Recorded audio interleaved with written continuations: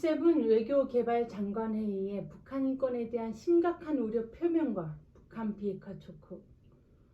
승리합시다. 2021년 5월 13일 인전의 정치논평 시작합니다.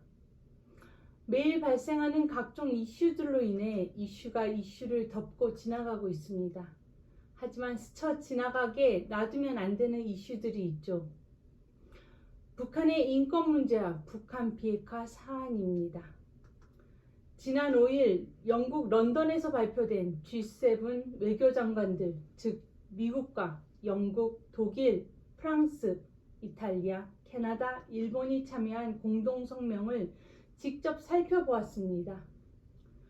총 87개항으로 이루어진 공식 발표, 커뮤니케이라고 부르죠. 공식 발표에서 북한 DPRK에 대한 내용은 19항과 20항에 담겨 있습니다. 19항이 북한의 인권 문제들에 대한 심각한 우려이고 20항이 북한의 비핵화에 대한 사항입니다. 국내 언론에서는 먼저 나온 19항의 북한 인권 문제는 크게 거론하지 않고 비핵화만을 강조한 언론들이 있었습니다. 하지만 19항의 북한 인권 문제는 더욱 주목을 받아야 한다고 봅니다. G7 성명에서 북한 인권 문제가 자세히 기술된 것은 이 문제에 미국 바이든 행정부가 무게를 싣고 있음도 보여줍니다. G7 공동성명의 19항, 그것의 북한 인권 문제에 대한 원문을 직접 찾아서 확인해 봤습니다.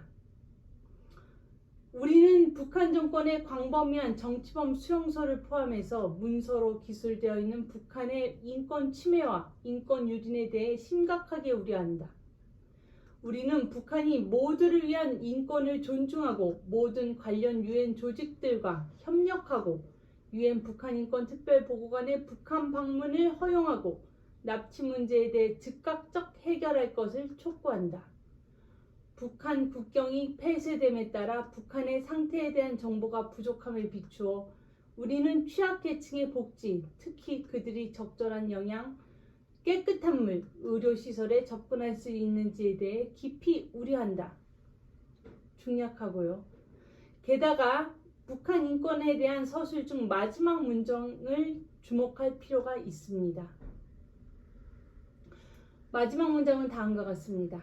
우리는 북한의 위태로운 인도주의적 상황은 북한 정권이 북한 주민들의 복지보다 불법적 대량 파괴 무기와 탄도미사일 계획에 우선순위를 두는 선택을 한 결과라고 보고 깊이 우려하고 있다.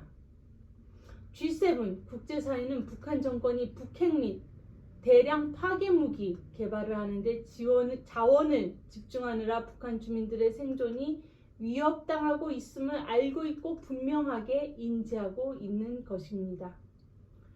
국제사회와 지금의 현실이 이러한데 대한민국의 정치 지도자라 하는 문재인의 인식은 어떠합니까?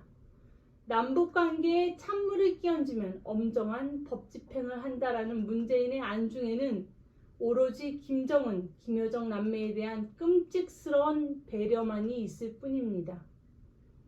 국제사회의 북한의 인권 상황에 대한 심각한 우려가 발표된 후에 대한민국에서는 대북전단금지법 위반 혐의로 자유북한 운동연합의 박상 대표에 대한 경찰의 소환과 조사가 벌어졌습니다. 그야말로 국제사회의 인권 스탠다드를 거스르며 나아가 인류의 존엄성, 표현의 자유, 정보의 알 권리를 죄다 묵살 무시하는 반인권 문재인 정권다운 인권 탄압이라 하겠습니다.